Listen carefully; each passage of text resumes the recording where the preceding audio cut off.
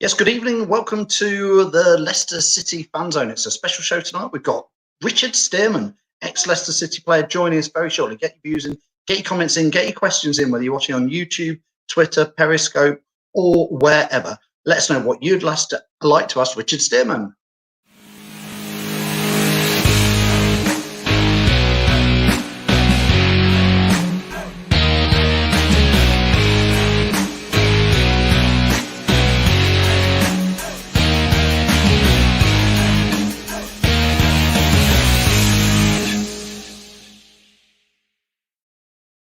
Yeah, good evening and welcome to a special edition of Leicester Fan TV, where we will be joined by Richard Stearman. To introduce him, here is Jamie, all the way from the Fox's Arms.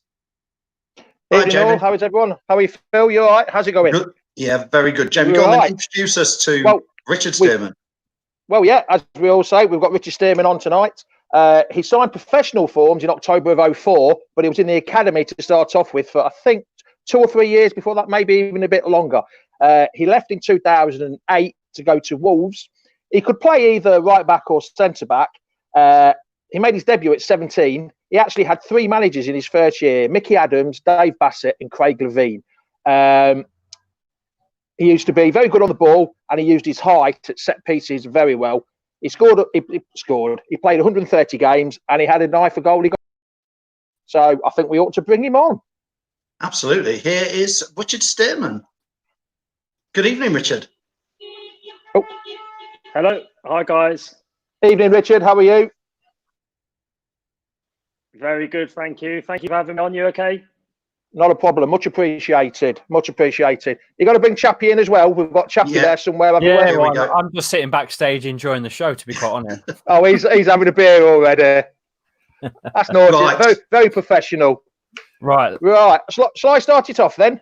Yeah, let's go for it. Right. Richard, when you came through from the academy, when you first started to play for Leicester, what was the feeling like? You've been in the academy and you got your first team debut. What was it like being from the academy? Because you had Heskey and Piper, and then after you had Andy King as well. I think was there about the same time as you. So what was the feeling like when you played your first couple of games for Leicester? Well, it was a dream come true. I started in the academy from 10 years old. And it's all I ever wanted to do was pull on a Leicester City shirt, and it was, like I said, it was a dream come true. I progressed through the years, through the age groups, and I was lucky enough to get my debut at a young age and continue on from there.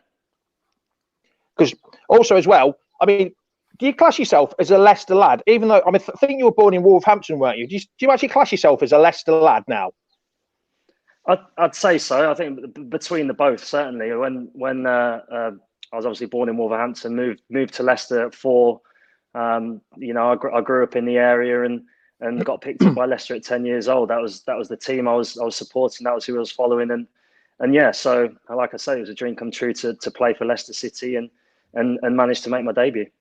Richard, so when you scored that, sorry, it was just mentioned that you supported Leicester. Do you still support Leicester, or do you have another team? Between them and Wolverhampton, they're my 2 teams. I wouldn't say I'm an avid sort of football fan. I know there's a lot of diehard supporters, but they're certainly the 2 teams that that I favour the most, and that I look for the results, the first results that come up, and it's great to see them both doing well. Okay, I'm going to get some questions in a minute, Jamie, from the fans. But you fire away. You fire away first, Jamie. So having 2 0-0 draws this season helped you out a bit, then, didn't it? You didn't have to cheer for either side. Exactly. It meant I could sit on the fence a little bit. I actually did the commentary for the first one at the King Power. So it was great to see both teams. For Radio Leicester or for Radio Wolverhampton? I did it for Radio Wolverhampton. Ooh. So you tried to keep a little bit biased then, did you? Yeah, but we've got pipes, haven't we? I was very neutral. Well, we've got pipes in the other one. You can't take Pipes' job, can you? No, he wouldn't like that. He's doing what I was going to say is, in that first season, I think it was your 3rd or your 4th game, you scored your first goal. And being like a proper Leicester fan at that time, you must have been absolutely over the moon, especially at 17. Scoring your goal at 17, you must have been over the moon. it was amazing just to be even involved, never mind score a goal, to be in and around the first team at such a young age. There was a few of us at the time. To be able to play, to start, and to score a goal. Wow. All my family were there. I think a lot of the academy boys were behind the dugout watching. It was an amazing feeling, and one I wanted to continue to have. Yeah, you think according to your Players Player of the Year awards, is that right? You won in 2007 to 2008 with Leicester. Yeah, I think. I won a few. I think I won 3 on the bounce. Young player or young professional of the season. A couple of players as well, which is amazing. Obviously, to be recognised by your fellow professionals and the fans. It's something I'm very proud of. Okay, Richard, I'm going to get a few comments in from some of the fans here. Ross Convershy Howard has put, what was it like on the pitch the day that we got relegated to League One?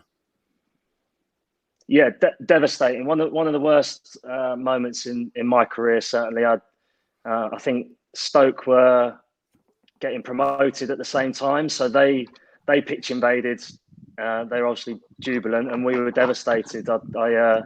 I cried in the dressing room, knowing that obviously Leicester had been relegated, but probably that could potentially be my time was up at Leicester. I might be moving on because of the relegation, and it's one I look back on, and it was a tough day, and one was very disappointing at the time. Was that just your feeling that you might be going, or was it a feeling in the club that they might have to release a few people because they were going down? I think just in general, teams that get relegated lose players, and at the time, Leicester didn't quite have the money that they enjoy now, and money was possibly going to need to be coming in to keep the club going. And as a saleable asset, I thought that potentially that I might be one that needed to leave, and that proved to be the case. Well, the club's moved on a lot since you was there. We've now got the King Power brand in, and to be honest with you, they're very ambitious right now with some of the training facilities that are incoming. What do you make of the club now? 10 years or so on from leaving. Well, it's worlds apart, isn't it? From the time I had there, I think I was there for 10 years, and the amount they've improved both on and off the pitch is incredible. It's great to see. As a fan, it can only be a positive thing. And you mentioned the training ground, the plans look very impressive. I wish they were there when we were there. Yeah. But it's great to see the club evolving and moving forward at such a rapid pace, and they continue to be doing the business on the pitch as well. So it bodes for a very positive future for Leicester City. It does. Just one last thing on the Stoke game. I know we keep going back to this, but I've always wondered this. When you're actually playing and you're in that kind of situation, do you know what the other scores... Because, we're watching it on TV. Well, I was watching it on TV, and we could see the scores, so we knew what was happening, that we were staying up, then we were going down, and then we were staying up and then going down. Do you actually can tell by the crowd what's going on? Or do you just try and blank that out completely? Yeah. Yeah, you obviously get a feel from the crowd as to what's needed or what's not. And from information from the side, potential substitutions coming on. So we knew we needed goals. We knew we had to score, and unfortunately it didn't come. And like you say, it was a real dark day for myself personally. But it is what it is. It's football, isn't it? Richard, it is. I've got a couple of questions for you, both the same questions, but from two different people. So I'll mention them both. Carlos and Danny Higgins have both asked you, who was the best Leicester player that you played alongside? Best player I played alongside. Tough one. There were some very good ones. I think probably prior to me breaking into the team, I think the Premier League era and the fallout from that, there were some very, very good players that I certainly trained alongside and managed to play alongside. Someone who did very well for me personally, two players actually. Dion Dublin, who sort of moved back towards centre half in the latter stages of his career, certainly at Leicester as well. He used to help me a lot, and so did Martin Keown. Nice guy, by the way. Dion, nice guy. Very nice, very nice. Martin Keown as well, who I think he only maybe had 1 season with us, but he was someone I learned quite a lot from in terms of doing extras, and he always used to pull me aside after training and improve my game personally, and that was something I was very thankful for. I was lucky that I had quite a lot of centre halves actually that helped me along the way. Matt Elliott being another one, who they looked after me, could see potential in me and wanted to help and improve me along the way. And it's something that I've taken on personally myself, and try and be a good senior pro and help younger lads, certainly in my position, because I had that treatment and I really valued it as well. Yeah, I'm thinking of some of the names that you must have seen through the time. You must have gone through the Steve Walshes, the Muzzy Is-Its.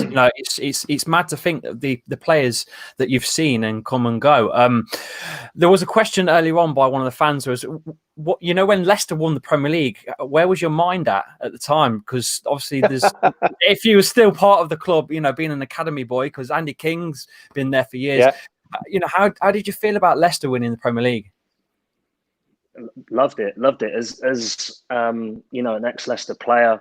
I was desperate for them to get over the line, first and foremost, but I obviously have friends and people still at the club, so Andy King being one of them, a lot of staff still there that I was there with. So I was desperate for them to get over the line, and what an achievement. And that will certainly go down in history. And obviously I'm playing with Andy now again at Huddersfield, my current team. So it's great to be back in the dressing room with him and reminisce about the old times. And I'm really enjoying being alongside him again. And Danny Simpson's there as well, isn't he? Yeah, he is. Danny, so someone I didn't play with at Leicester, but someone who I know quite well. Does Danny Simpson come in with his Premiership medal on most weekdays at training, just like he does with Jamie Carragher? He had a bit of a spat with Jamie Carragher, didn't he? Yeah, it's photos time. I didn't know whether he wore it every day. I'd really enjoy it if he did, but no, he doesn't. Unfortunately, I might message him and get him to do it next time we go back in. Right. Also, there was a question. I've just seen a question. Who asked it? We had Conrad Logan on the other week. You must have. Conrad was there at the same time as you, wasn't he? Yes, he was. He was in the age group above me.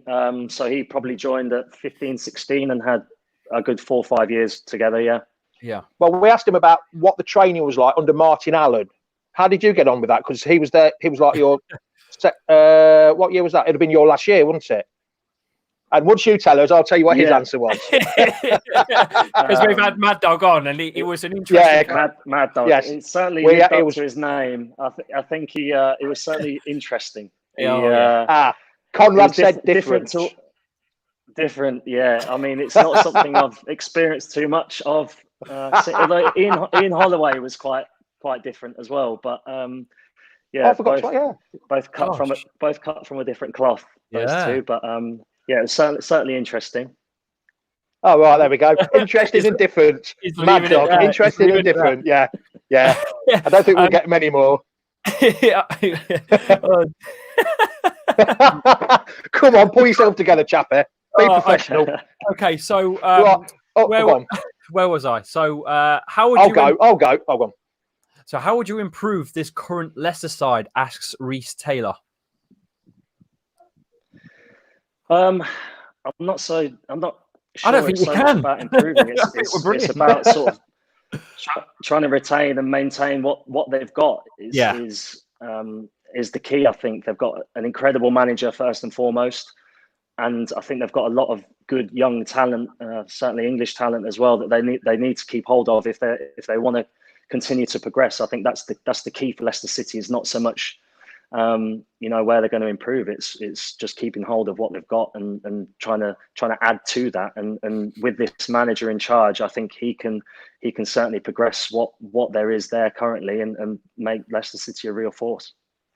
Yeah, I think we're a cracking side. Like you say, I'm just a little worried we get picked apart, like like Southampton did with Liverpool and a few other teams. I'm just worried that we're going to lose some of our key players like Maddison and Chilwell. But moving on, where was that question? What Phil just popped up? Joey Goodjohnson. When Joey Goodjohnson scored that goal from the halfway, I think it was against Hull. Were you playing that game? Yeah, it was a cracking goal. That game, yeah, I think I was. What was your reaction? Incredible. Joey had a hammer foot in training every day. He would score powerful goals. If he was on your side in five-a-side, you give him the ball, he'd shoot from all over. So for him to try something like that probably wasn't too much of a surprise for the players, because he had such a powerful shot, such a sweet, pure strike. Yeah. And yeah, it's one of those, when he hits it, you're like, oh, no, don't hit it. Oh, well played, great goal. Did it go almost like slow motion? Yeah. It was, wow, it's incredible. And yeah, I'm not sure what the result was that day, but I think you won 3-2. I think it was 3-2. There's loads of goals. I think we definitely won. I'm sure it was 3-2. I was going to ask, you're talking about Joey Goodjohnson. Who was the actual joker in the pack when you were there? Yeah, that's a good one. Oh, Andy Meadows just asked that. Yeah. Who was the joker in the pack? There's got to be someone that's with a good class rib. There's always someone. Yeah, it's got to be some. I think when I was sort of coming through, we had a group of young academy lads, myself, Alan Sheehan, James Weslowski, Louis Dodds, Conrad Kingy, and we all sort of used to knock around together. So in terms of jokers, we didn't too much socialise with the older lot. We were very young at the time. These were grown men. They got families. They lived away from us. We were all sort of in Leicester City Centre, playing at the club, etc. But Paddy Kisnorbo used to live not far from us, so we used to knock about with him quite a bit, and he was a funny guy. So I'd go with Paddy. So. I didn't think Australians were that funny, to be honest. No, he was quite dry. He was a good neighbour, though. He used to look after us. Mark Coleman says, did you foresee Sheffield United under Wilder doing as well as they have, with what you being part of their promotion team? I think it wasn't a surprise so much that they were comfortable in the Premier League. It was potentially a surprise exactly how well they were doing and being at the top end rather than sort of hovering around the middle and the lower part.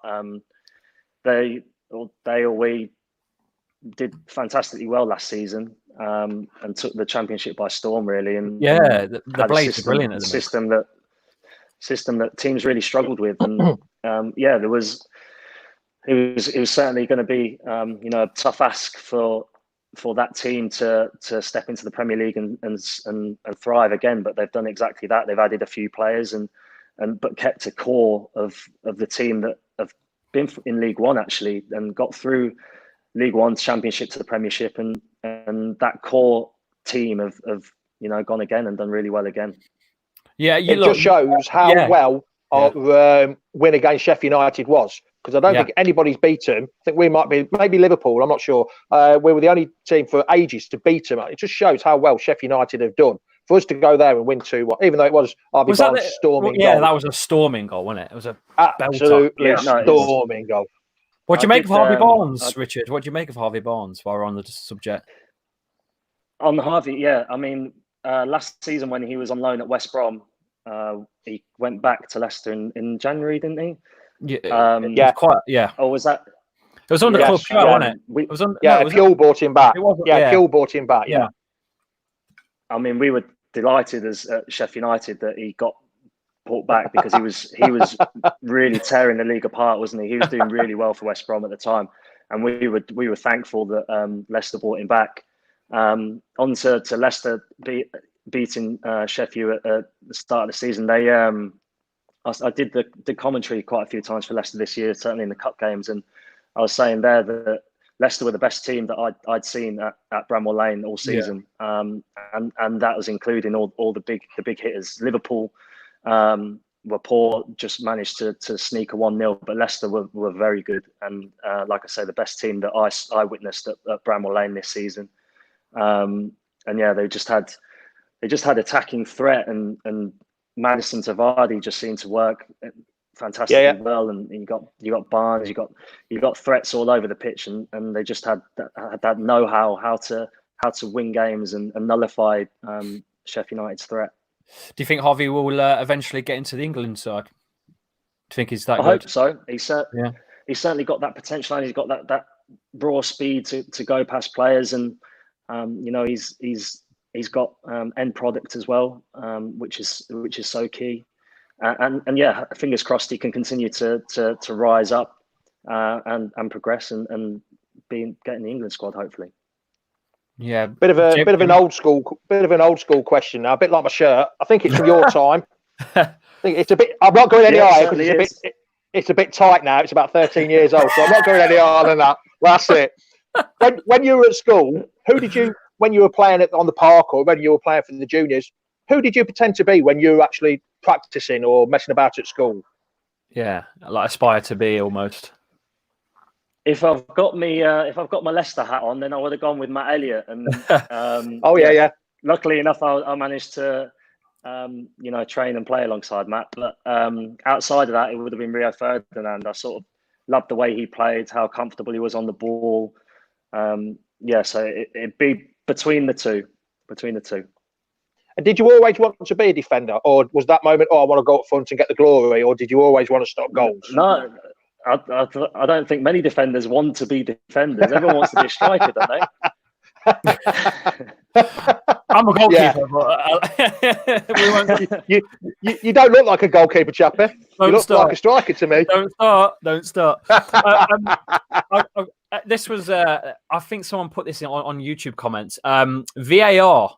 You've experienced VAR yourself. Come on, is it really necessary? Do we need to get rid? Is it doing its job? Does it need improving? What's your take on VAR? Oh, it's a difficult one, isn't it? I mean, it's sometimes the FA are not watching, so you're all right. Yeah, don't worry. It's a tough one because my experience of it with Sheffield United, I think they've got one of the worst, turnover rates for goals. I think so. They've experienced quite a lot of negative stuff with VAR. So.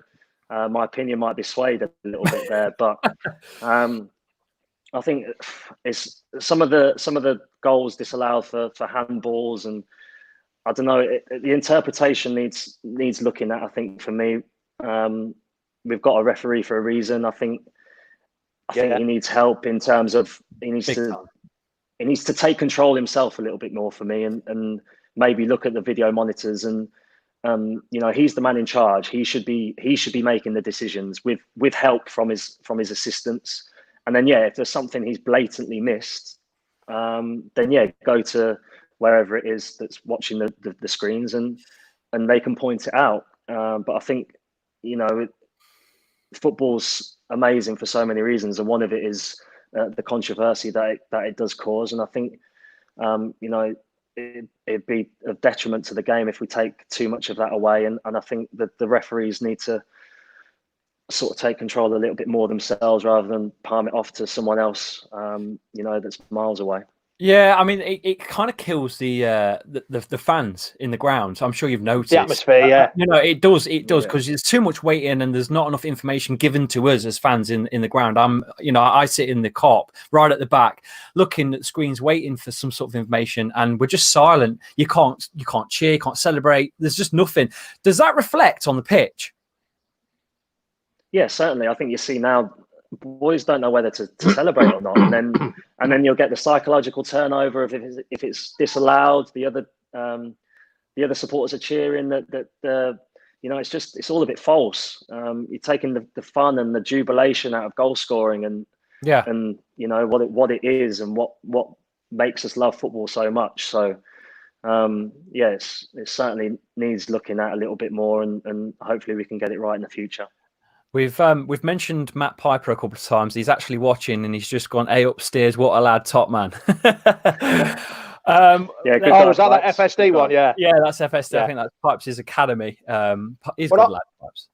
what I'd like to know is you've played for, like say, you left us, you went to Wolves, Sheffield United, Ipswich. I can't remember. Did you actually come back to Filbert Street? Sorry. Did you come back to the Walkers, Stoke King Power, any time to play with one of those clubs at the King Power? And what did it feel like? You know what? Did? No, I didn't. I didn't until wow. Until about. No, it's mad, isn't it? I think when I left, it just worked out that I was in different leagues for a while. When I left to join Wolves, Wolves got promoted that season. Leicester in League One got promoted. Then, as I think we had one season in the Championship together, and then Leicester went up, and so I think I only played against them. Leicester they were away every time, up until about 2 years ago. Sheffield United drew Leicester in one of the cup games. Yeah. And I'd been a regular for the whole season. I was praying for this draw. I was praying for it. It came out. I was celebrating. I was messaging everyone. Right, I'm going back. Let's get some tickets. It's going to be amazing. You know what's going to happen? And I was on the bench. He put me on the bench. No! Did you get to play? And I didn't get on. I didn't get on. I was devastated. Honestly, I was so gutted. I remember you scoring the winner for Wolves. I scored for Wolves. You scored the winner. Not to celebrate. Yeah. Did you, or did you just give it? Oh yeah. Sorry. I gave it a little fist pump, but only after about 5 or 10 seconds. I couldn't hold it down. I don't score that often, so it just bubbled up. But you scored 11 for Leicester. Well, that's not too bad for a defender. You scored a few for City. That's not bad. I think I was more of a marauding right back in those days for Leicester, wasn't I? When I was coming through, so I managed to get forward quite a bit and on the end of stuff. So didn't you get one cancelled? Transitioned into centre half. You did get one cancelled by VAR yourself, didn't you? Is that right? Or have I got that wrong? No, I didn't. No, because it wasn't in the championship last year, was it? No, it wasn't. It wasn't in the championship. It's only come in this year. Oh, right, you get confused, Chappie. In your old age, too much work. Someone's put it in the comments, so I'm not sure if they've got the right playouts or. No, they've not. But anything else? Anything else, Jamie? Before we wrap up on the usual. I think we ought to ask Richard. How would you? This is the question we always ask. The last question. How would you end the Premiership this year? Yeah. Would you void it? Would you carry on behind closed door? What would you do? Good question. Ideally, we'd like to finish it, but it's going to be tough logistically in terms of how is it going to be safe? Are we taking away possible tests from people who need them more? I'm reading stuff that might centralise it at St George's Park and try and get all the teams there and get it polished off there, but. Who knows? Yes, ideally, yes, finish it off, only if it's safe. And we're not going to know that for how long. How long do we wait? How long do we wait until it becomes impossible to really do it? It becomes too much. I mean, we're meant to be back in training as of the middle of next month. We're going to need a couple of weeks to get up and running again. And then you're talking about 9-10 games in a month, 2 months. Before the contracts start running out and the legal minefield that's going to produce. Oh yeah, just a bit. Oh man, it's a tough one, isn't it? It's hard to answer. How ideally finish it. Yeah. How are you coping? Yeah. How are you training? How are you training at home? How's that work? I've got three young kids, so they're keeping me busy. But Brilliant. I'm fortunate enough to have a few bits and pieces, gym equipment in the house. So when I'm allowed, I get on the running machine and do a little bit, and the club sort of sent us out stuff to do, and we have heart rate monitors, so they sort of that gets fed through back to the club, so they constantly know what we're doing, and trying to just tick over really, and try and maintain the fitness until we're back in. Well, I hope everything gets back to normal so you can get back to playing football and give us all more entertainment, because we're all missing the footy. Yeah. All of us are. Oh, we all are. Honestly, I don't know what to do with myself anymore at the weekends. It's getting to a point where I'm like, twiddling fingers. But really appreciate you for coming on for Leicester Fan TV, Richard. Yeah, much appreciated. It's been absolutely brilliant and pleasure for having you on. Is there anything else left to say before we wrap this up, Jamie? Just make sure you ask Danny Simpson to let him touch your the winners medal one day. Yeah, just give him a nod. Thanks for having me on, guys. Yeah, no, thank you very much. Not a problem. It's much appreciated, Richard. Nice Thanks a lot, pal. I really appreciate it. Thanks Take very care. much. Take care. Stay safe. See you later, pal. Bye-bye. Hold on. Oh, that's it. Well, there you go. Another good show, Chappie. Another good show. Fantastic show here. Storming show. Yeah, on Leicester Fan TV, giving you the content when we have no football. We're still trying to keep you guys entertained over on Leicester Fan TV. If you enjoyed the show, give us a like, share, follow us at Leicester Fan TV on socials as well. This is out on YouTube, Instagram, it's out on Twitter as well. Go give us a follow on all platforms and subscribe to our YouTube channel. It's growing. We're pushing to 5,000 now. And Jamie, what's next? What's next is Monday night. Next week we have Monday night Dean Hammond, which is going to be good. Okay. And we've also got on Thursday night Paul Konchesky.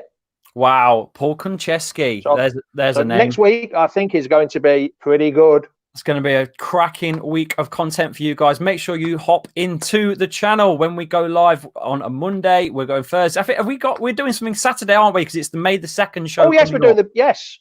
I forgot all about that because that's not my remit, is it? Game players. Yeah, that's right. Because it's 4 years on from winning the Premier League. 4 years. It's gone so quick. So quick, Jamie. I still have champion. Still in my head all the time. All the time. Around this time of year, it's still unbelievable, isn't it? It's still that little bit of fairy tale. I can't believe it. You see that video, don't you, of Ranieri, right in the middle. Yeah. It's just I don't know. Did it really happen? When he was out there pinching. Did it really happen? Still pinching. No, we must be dreaming. Saturday. I forgot about that, like I say. But yes, so come and join us on Saturday. And we'll, I think that's it then, Lee, now. Yeah, I think we're going to wrap up, guys. Thanks for joining in and enjoy. Stay safe, everyone, and we'll see you on the next show. Cheers. See you later, all. Adios.